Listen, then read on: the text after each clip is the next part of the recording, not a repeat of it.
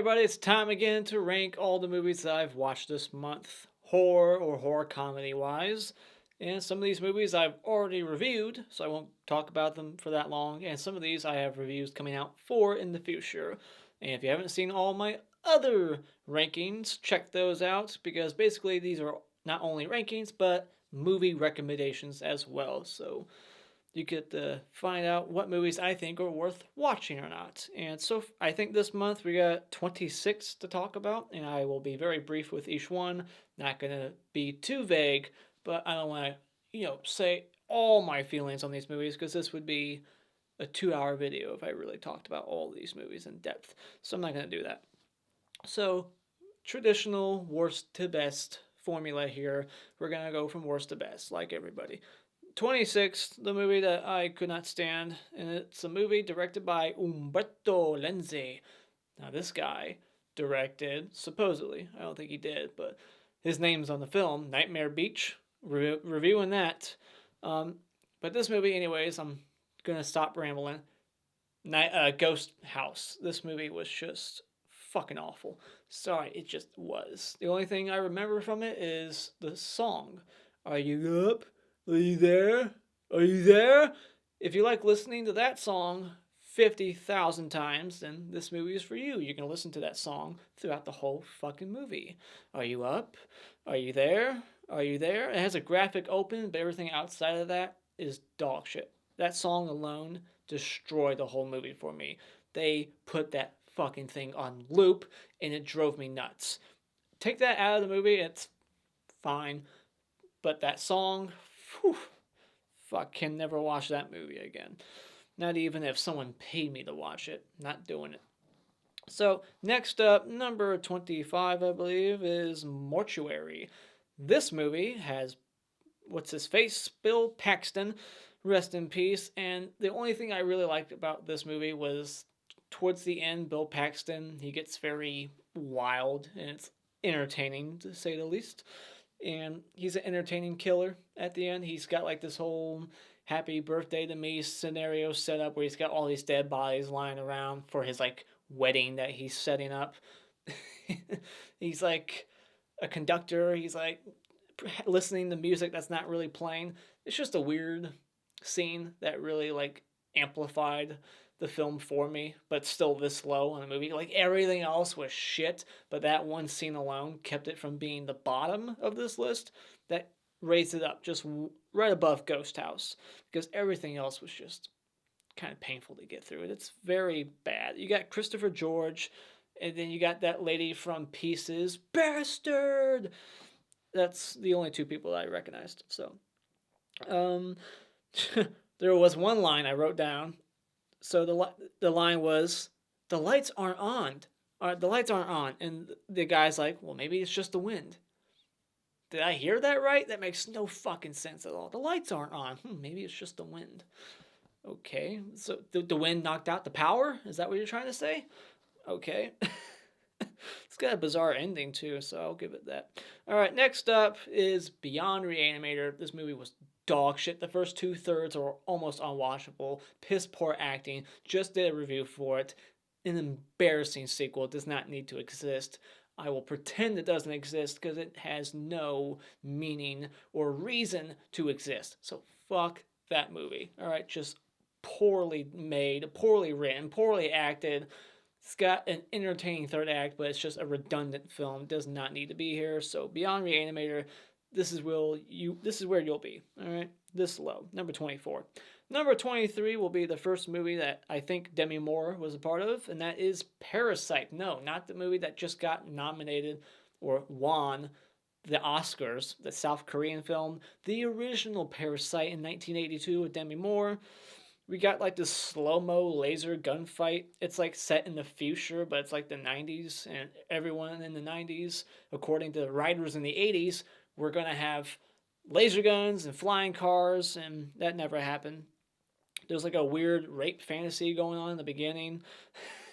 And this is a Charles Band production, and Irwin Yablans, the guy who made Halloween.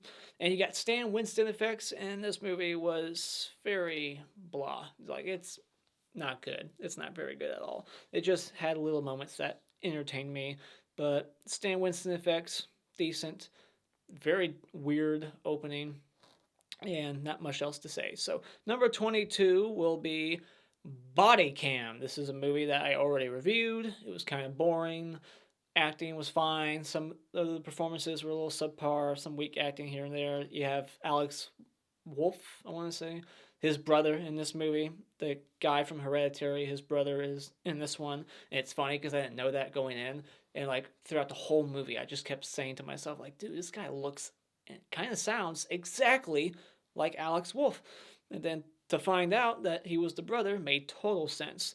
So yeah, the story was not engaging. The twist was very predictable to me, what was going on. So not a good movie to me. So this is where it'll be. This low, very low. Next up, a movie that I already reviewed, hasn't released yet, but it will eventually, and that is Sweatshop. The only thing I like about this movie is the kills. And that's what this movie's all about. All the kills in this movie are very over the top, very just cartoonish too. The way people explode and fall apart by the hands of this beast who has like an anvil sledgehammer. It looks like an anvil that you see in the cartoons fall on Bugs Bunny's head, attached to like a metal pipe, and he's just busting people open. Great kills, but the rest, horrible. All right, I'll save everything else for the review, but that's the gist of how I feel about this movie. So, great kills, nothing else.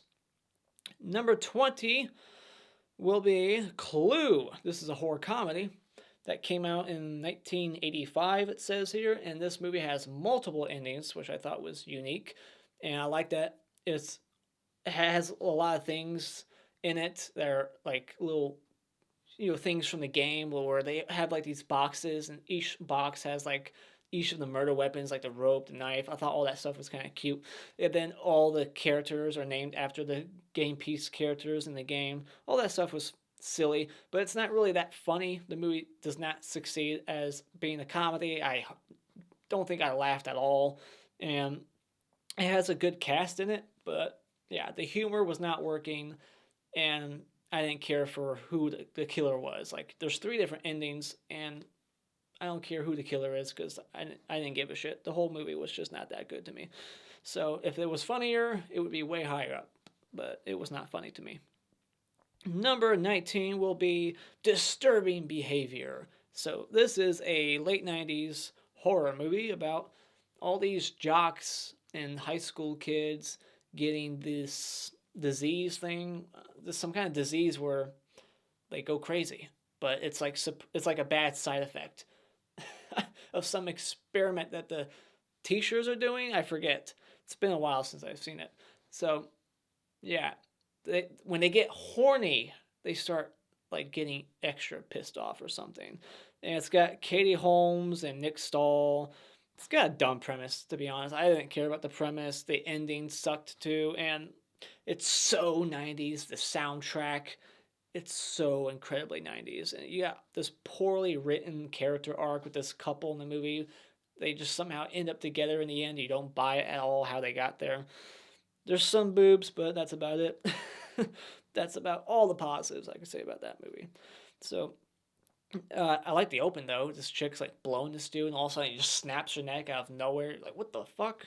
Why would you do that? She was blowing you. Number 18 will go to Q, the Winged Serpent. Or it's just called Q. It's a Larry Cohen film. I think it's one of the first movies he did. Correct me if I'm wrong. I think it's his favorite movie he ever did.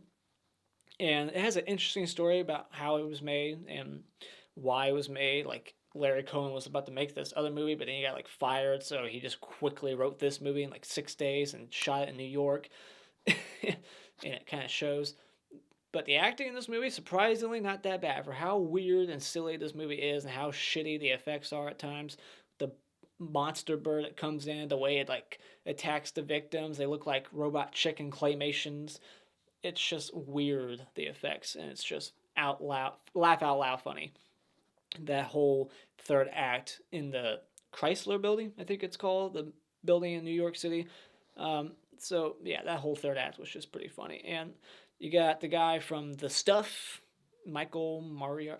I'm not even going to try to say that last name. Sorry, I can't pronounce names, but that doesn't mean this is an incomplete ranking. That's an inside joke.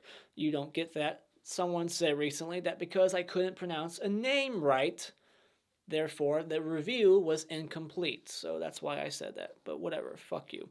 So yeah, silly movie. Q. I mean, if you're into silly shit like that, and go right ahead. You can watch it for free. It's on Amazon Prime. Number 17, this movie is also extremely silly. I watched a lot of silly movies. Is Ice Cream Man. Now, this has, blanking on the name, Howard. Clint Howard. There we go. And he's the Ice Cream Man. You got Olivia Hussey also playing a very odd character in this movie. And there's no on-screen kills. It almost feels like a rated R Goosebumps movie, where it's like all the main kids are kids, and it's very lighthearted and silly at times, almost child friendly. But then there's like moments of like eyeballs and severed heads, and it's kind of gory at times. So it's like, oh shit, that's a different movie. Like it has like a Goosebumps feel at times. It feels like this movie could have been catered to children, but then there's things in here that would not be for children. So I feel like they couldn't just pick one direction and go with it. They just like, let's have a little bit of everything. Let's make this a kid movie, and let's make it a gory, silly ass movie with some silly, absurd writing, terrible cops, always terrible cops, and extremely 90s as well. Very 90s. And there's no on-screen kills, so that sucks too. Like, you got all this aftermath shit, but there's no on-screen kills. What the fuck?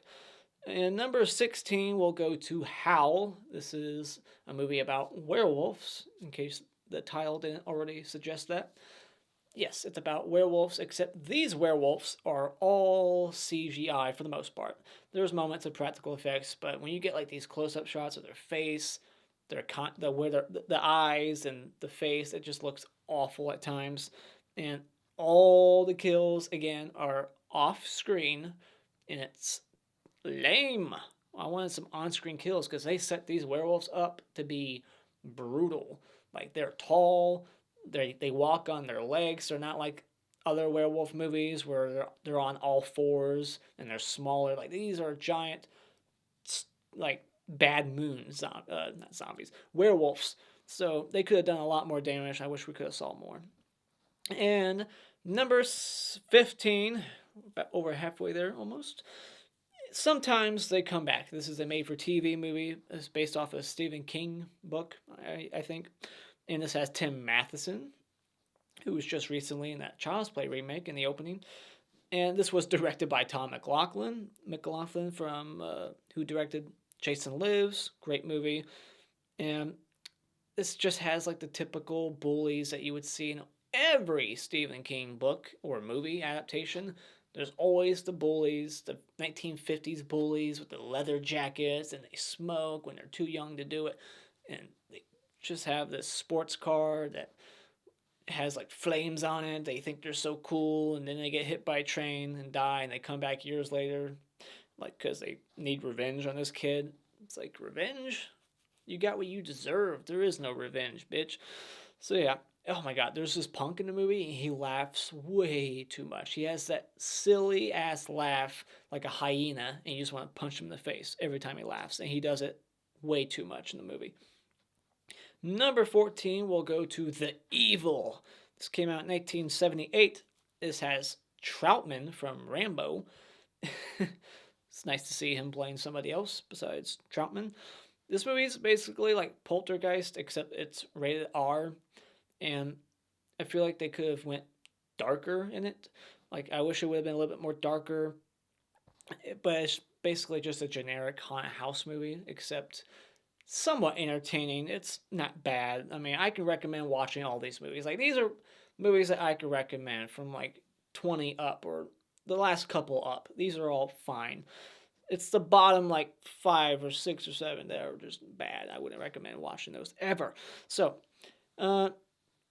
there's this weird ass moment. It gets weird at the end. Like once they go into the basement and they like meet the devil, I think, and it's like a room that's all white and it's like this overweight guy in a white outfit and he's got like these fake ass horns on his head. That's when the movie gets way silly. That throws off the tone completely because it was not that silly before. It seemed just like a generic haunted house movie that was taking itself very serious, and then that shit happened. You're like, whoa, that does not belong in this movie. Like a fat devil and all white. Like, what the hell is this?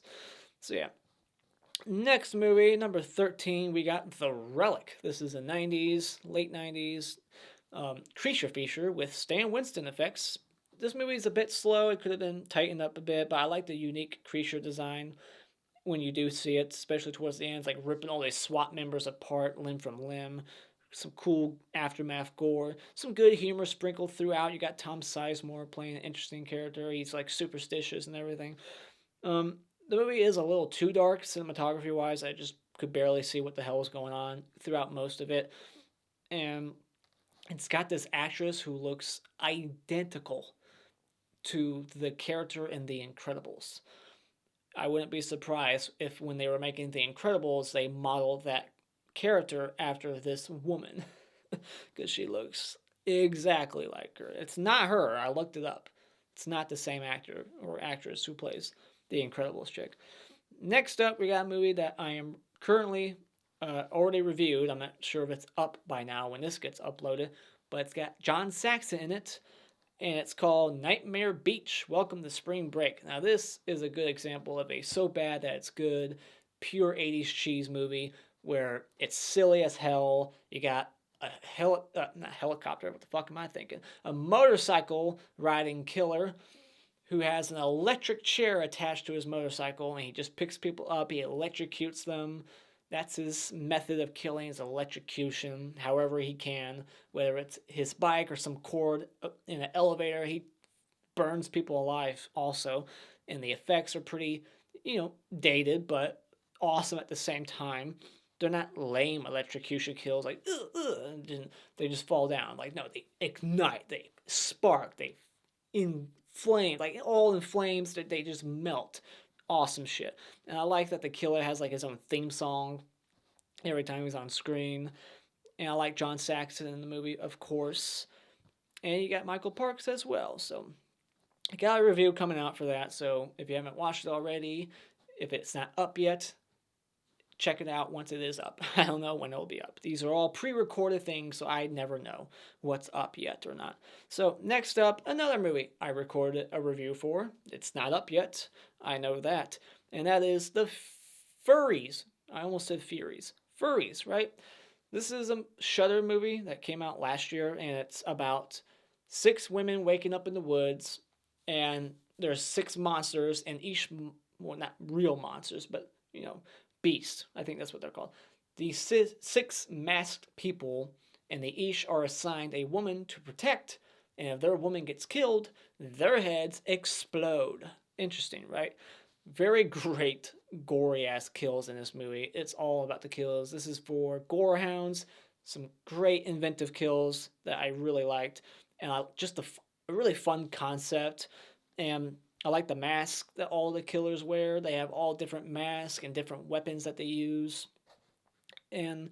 But the story could have been executed a lot better. The direction's not good. It's not a good setting, really. The atmosphere, there's really no like dark or scary atmosphere. It's all lit. It's like Midsommar, except that movie's way better. It's not even the same level of filmmaking. This movie is just all bright and just doesn't work for me. I like dark, spooky atmosphere in a horror movie, and this one was just all lit in this ugly woods area. Just like wasn't doing it for me, but still had a good time with it. I can recommend watching it, especially if you like great kills. So The Furries, Fuzzies, whatever the hell, check it out. Number 10, I already uploaded a review for this, and that's Becky. This is a 2020 Lucy Lulu Wilson. Jesus Christ, I can't read. Lulu Wilson, that's right, that girl. She's done all kinds of horror movies already. She's a very talented young actress, and you got Kevin James playing like a Nazi in this movie. He plays the villain pretty good. I really liked some of the bloody, gruesome kills. The ruler to the neck and the bundled like pencils that were sharpened. Just a very fun Home Alone movie, but rated R. So check out Becky. Highly recommend that movie as well. I recommend all these from here to number 1. Number 9, this is a Brian De Palma film, and that is Dressed to Kill. Now, I feel like this movie is just a little too long, and I don't like that this movie opened and ended with a dream sequence. You know how I feel about dream sequences. If you've watched this channel long enough, do not care for it. And it sucks because I remember that last dream sequence being very tense. Lots of suspense, like the girl in the shower, the way that scene plays out. It's very well directed. This is a very well directed movie. Brian De Palma is great, but man, when that was a dream towards the end, fucking pissed me off. And I knew who the killer was. Like, I'm not going to spoil it here in case you haven't seen it, but I knew who the killer was. So that was not a surprise to me. So that kind of knocked it down so low. It's not higher up because of that. Lots of nudity, so that's always a plus. And there's like a psycho kill in the movie. And I like it has Arnie from Christine, and I thought the score was pretty good. So, oh, it also has Jeff from Friday the 13th Part 2. He plays like a cab driver. It's a very small role, but I'm pretty sure that was him. And the hooker in this movie was in RoboCop. Right? Right? All right, so number 8 will be Satanic Panic. Now, this is also a recent movie that came out last year. I'm not sure if Shudder did this movie, or I think it was Fangoria that produced this movie. This is a very silly and weird movie. It's got the chick from Happy Death Day, not the main girl, but the roommate, the tall girl.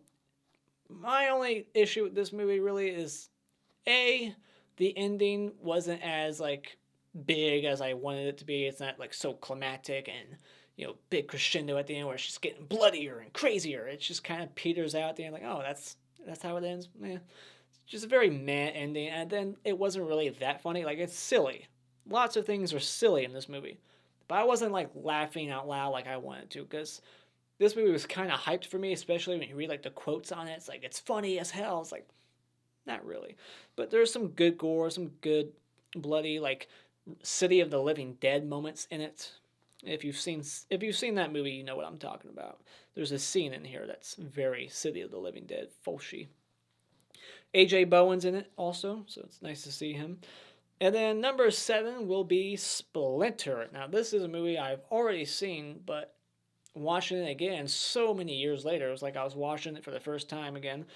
This is an infection movie where it's almost like that One Story and Creep Show with the green stuff that's growing and just keeps spreading and spreading. You touch it, you're fucked. In this one, it's like these little spikes, and once it like you touch it, it like starts getting in your body. It takes over your limbs, so it's like idle hands, like you can't control your own arm. There's like bones snapping in the movie.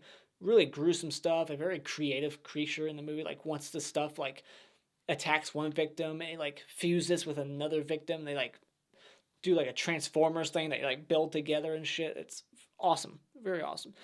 The characters are smart. I like the one setting location. It's very tense.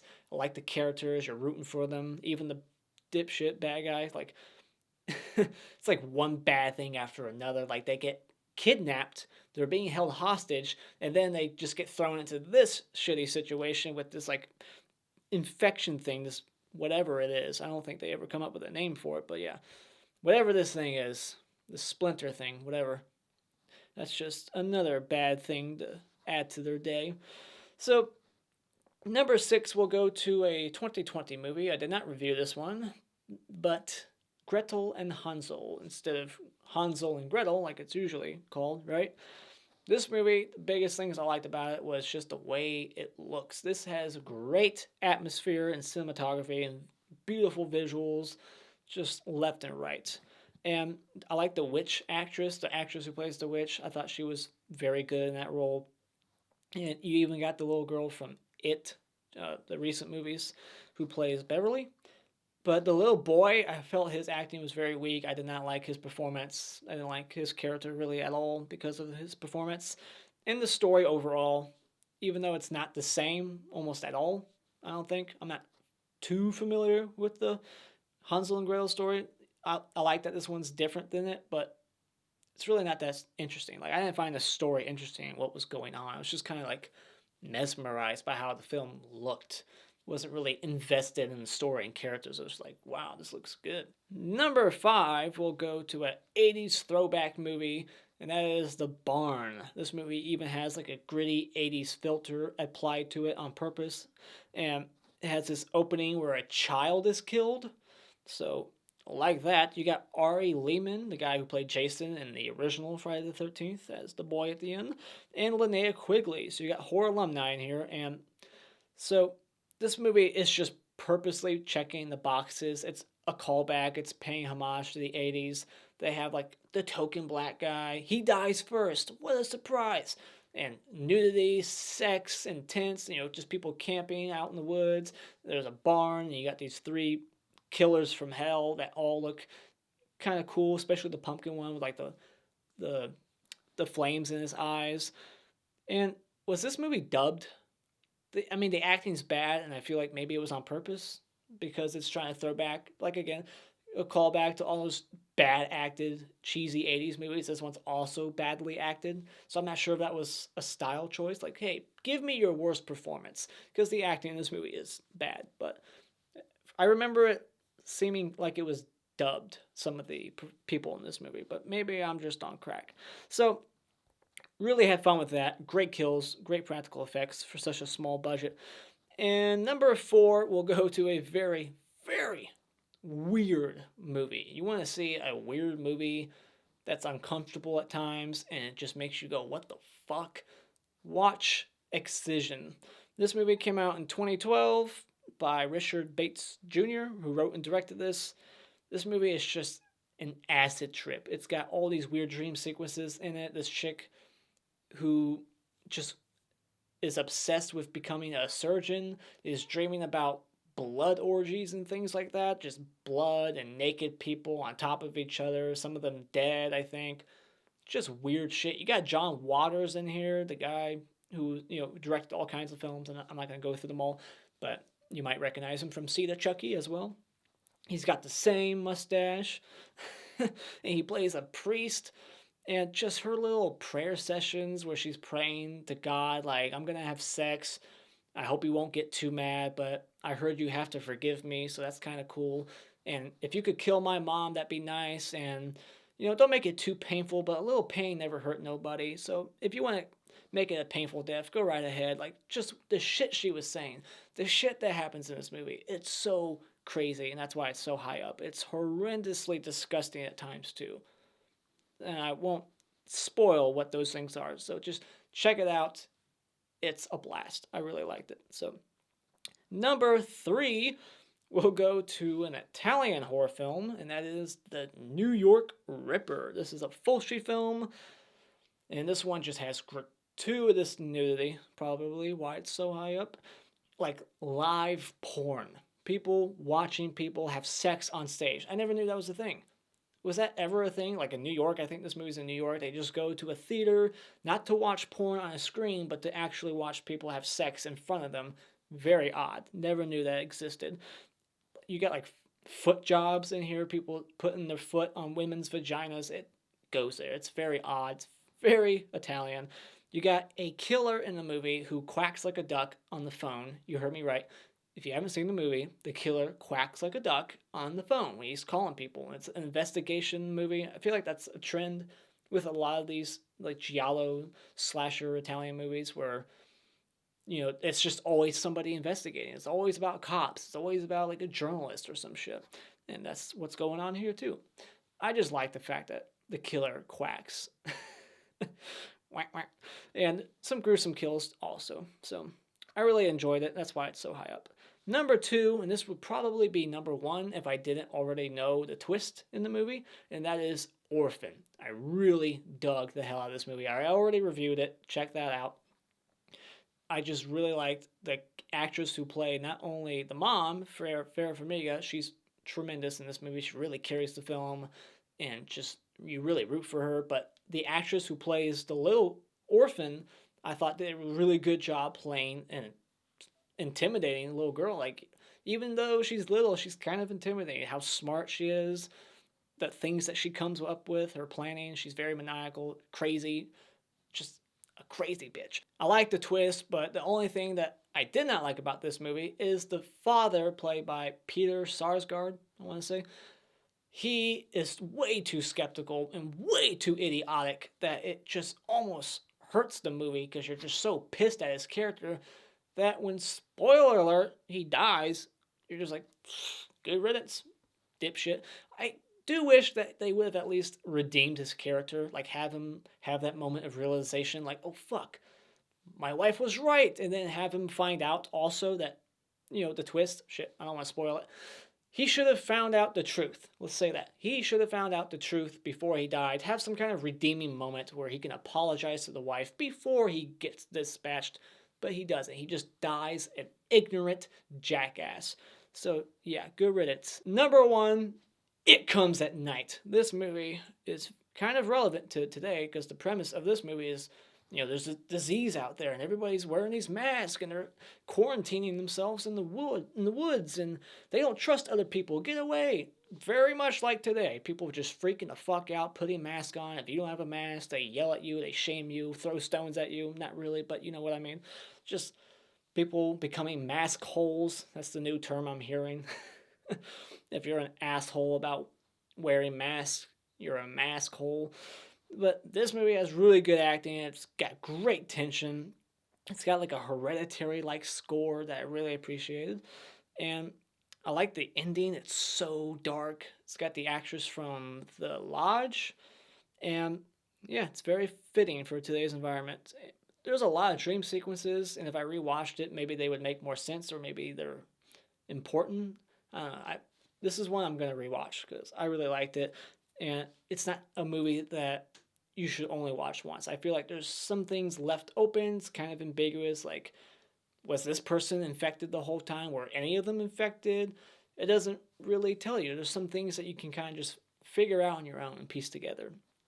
But yeah, so I like that. Like that you can kind of theorize about this movie at the end. So that's my number 1. It Comes at Night. Really enjoyed it. Check it out. I think it's on Netflix. A lot of these movies that I talked about are all Netflix, Amazon Prime, and Tubi movies, so you can watch them all for free. So that is my list. What was your favorite movie that you watched this month? What movies can you recommend to me? And what movies from this list did you like? Which one's your favorite? Which one's your least favorite? Do you agree with me on any of these? And thank you so much for joining me tonight. As always, you can hit this like button, share it with all your friends, and become a Patreon for as little as $1 a month to request movie reviews and support this channel to help it grow. And you can become a subscriber today just by clicking on my cartoon face in about 5 seconds. And until next time, Alpha Feeders.